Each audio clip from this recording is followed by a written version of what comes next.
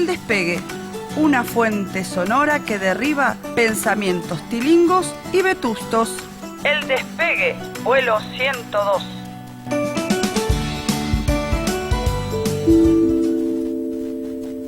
Ya presentamos La Pensadera, una toreada del pensamiento de Andrés Russo.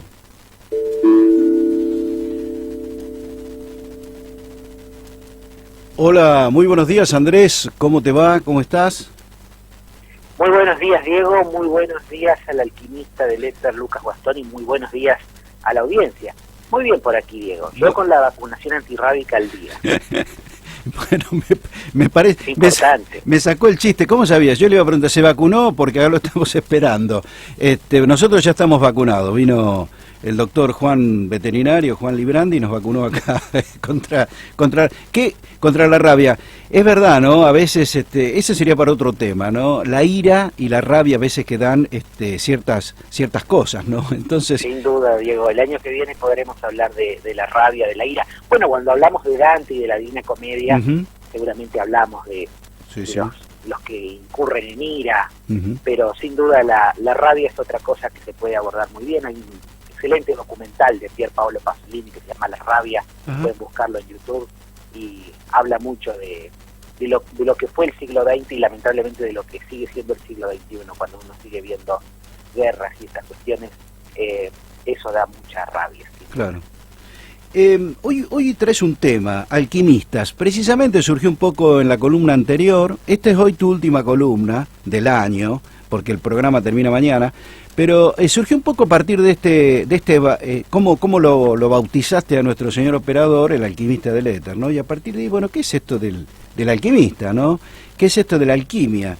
Lo primero a mí que se me ocurre preguntar o traer como concepto, más que nada, que esta gente buscaba la transmutación, convertir una cosa en otra, transmutar. Qué cosa interesante ese verbo, ¿no? De transmutar. Pero bueno, usted sabe mucho más que yo, por supuesto, sobre estas cuestiones de la alquimia. ¿De qué se trata, Andrés?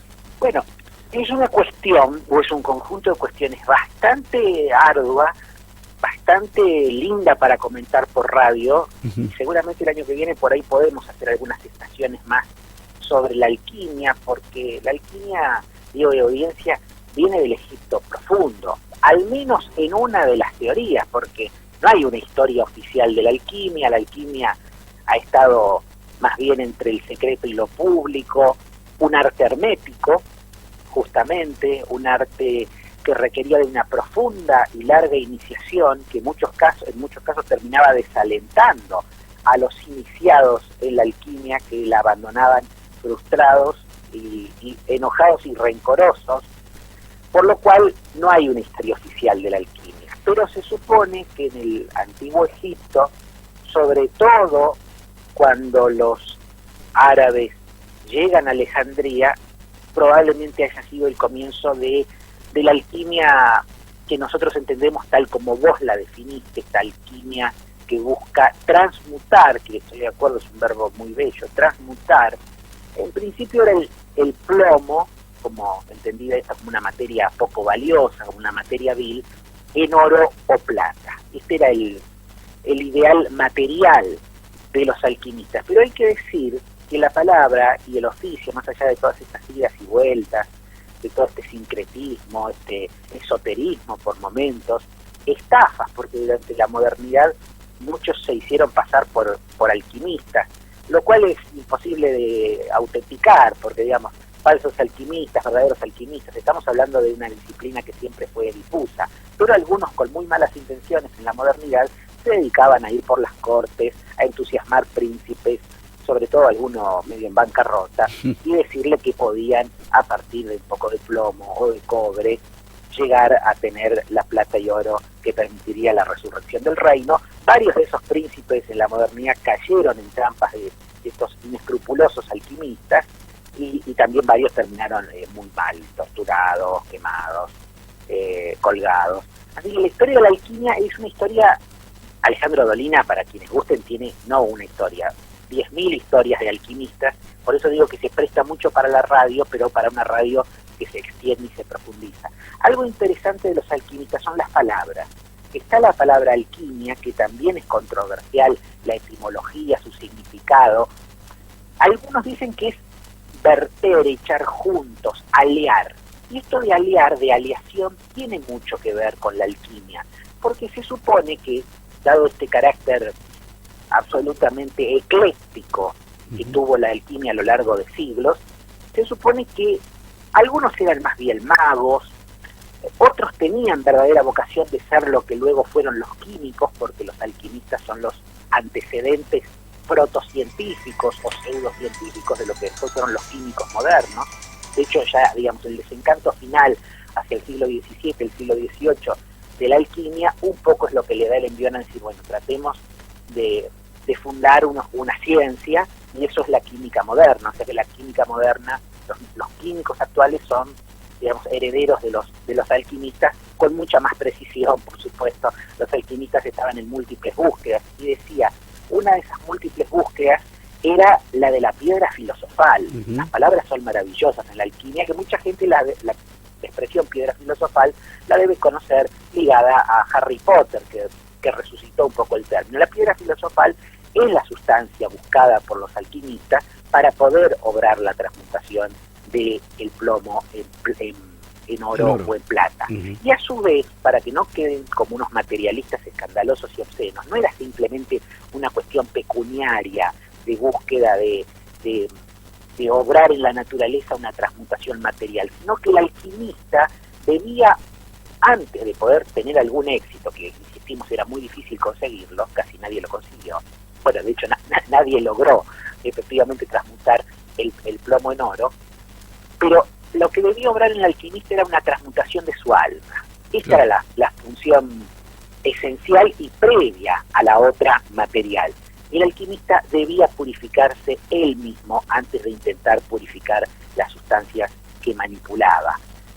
Y por eso se entregaban muchas veces al ayuno, a la oración. Hay un componente místico, religioso, esotérico en la alquimia. De hecho, después en la modernidad los masones y los rosacruces también fueron alquimistas, o muchos alquimistas, por dicho, se hicieron rosacruces, masones. Así que es interesantísima la historia de la alquimia, primero porque no se puede precisar, porque es algo poroso, fugitivo, pero que nos habla de una excentricidad interesante, o de un conjunto de excentricidades interesantes, que buscaban trabajar la materia, los elementos, los 4 elementos, en busca de un 5º elemento, y a su vez esta piedra filosofal no era solamente para transmutar el plomo en oro, sino que buscaba la cura de todas las enfermedades. Esto se lo llamó panacea o elixir. Entonces, un montón de palabras que nosotros utilizamos, la búsqueda de la panacea, todo aquel que esté buscando una panacea en el ámbito que la busque, está emprendiendo una empresa alquímica. Todo aquel que quiera dar con algún elixir está emprendiendo una empresa alquímica. Palabras bellísimas, alambique. El alambique es lo que hoy sería un destilador, lo que los químicos hoy utilizan, los complejísimos procesos de destilación de la química moderna. Bueno, el alambique era el destilador. El atanor, otra palabra hermosísima, era el horno donde se trabajaba, porque la temperatura es fundamental, obviamente. Era uno de los procedimientos que más utilizaron para intentar transmutar el plomo en oro, era calentar los metales. Por lo cual también es probable, digo, que en lo más profundo de la historia, incluso antes del antiguo Egipto, donde yo menté una posible génesis de la alquimia, ya el hecho de la metalurgia, el trabajo con los metales, haya sido el origen de la alquimia más remota. Y en definitiva es la vocación profunda del ser humano, que lo fue con la piedra, lo fue con la cerámica, lo fue con el metal, que es malear los elementos que nos rodean, poder ver con eso que está en la naturaleza si podemos hacer otra cosa. Y el verbo malear, justamente los metales son maleables, es algo que le hace mucha justicia al espíritu de la alquimia, y yo creo que sacando todas estas excentricidades, toda esta búsqueda del plomo en oro o en plata, creo que el espíritu profundo de los alquimistas es reivindicable. Por eso yo a Lucas Guastoni lo bauticé el alquimista del éter, que es todo lo contrario, porque los alquimistas manipulaban sustancias concretas en busca de otras sustancias concretas. Pero él es un alquimista de lo intangible, Guastoni, Y todos los que estamos en la radio obramos de una manera alquímica porque tenemos que continuamente transmutar muchas veces pensamientos que no están tan pulidos, que son un poco engendrados en el plomo, digamos. Tenemos que intentar, como hemos intentado en esta pensadera a lo largo ya de 3 años, y ojalá que el año que viene sea el 4º, hemos intentado transmutar pensamientos que tienen un origen precario.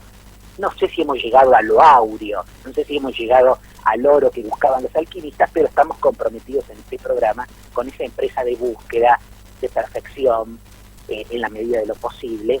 Y si hemos fracasado, bueno, los alquimistas también han fracasado, pero quedaron, porque la historia tiene que ser la historia de los exitosos, pero han quedado inscritos en la historia como aquellos que se animaron a buscar en lo profundo. Así que por todo eso yo bauticé a Lucas Guastoni, el alquimista del éter, porque hace posible nuestro trabajo, busca, está ahí entre el atanor, el alambique, viendo cómo nos puede poner al aire y haciendo magia, ¿no? También, muchas veces.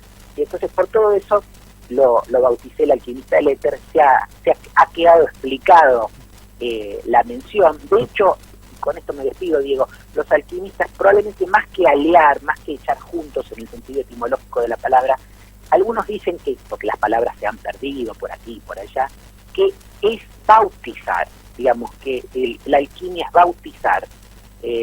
Así que, porque digamos el bautismo es dar un nombre, y al dar un nombre también cambia aquello que se nombra, se convierte en otra cosa lo nombrado. Así que, bueno, puede que el bautismo de Guastoni esté en lo más profundo de la historia de la alquimia y hayamos hecho bien en bautizarlo de esa manera, que por supuesto es algo cariñosísimo y un profundo elogio, porque insisto, siempre tuve presente que los alquimistas, lejos de ser estafadores, eran soñadores. Así que, y yo me quedo, Diego, del lado de los soñadores de la historia.